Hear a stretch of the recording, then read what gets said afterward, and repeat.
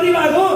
எல்லாம் முடிந்த பிறகு தன் அன்பின் முத்த மழையினால இந்த உலகத்திற்கு அன்பு கிறிஸ்து சிலுவை என்ற பாடம் கற்றுக் கொடுத்த அவருடைய பிள்ளையாக நீ நான் நல்ல போர் சேவகர். யாருங்க இல்லையா? தாவீது நல்ல யுத்தம் தெரியாத ஒரு காலத்துல. தாவீதுக்கு யுத்தம் தெரியுமா? அவனுக்கு என்ன தெரியும்? நல்லா பாட்டு பாட தெரியும், துதிக்க தெரியும். ஆனா இந்த பாட்டு துதிக்க வச்சு அடிச்சாங்க. எதுக்கு சொல்லுங்க? பாட்டு பாடி துதி செய்யறதுக்கு என்ன பண்ணாங்க? வெற்றி அடிச்சாங்க. அந்த வெற்றி அடிக்க அடிக்க அவன் என்ன பண்ணாங்க? யுத்தம் கத்துக்கிட்டான்.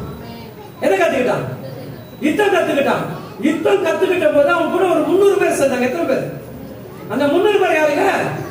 பயங்கரமான பலசாலியா? பயங்கரமா யுத்தம் உள்ளவர்களா? எப்படியா? கடன் பட்டவர்கள், ஒடுக்கப்பட்டவர்கள், முறுமுறுத்த தெரிஞ்சு விட்டவர்கள்.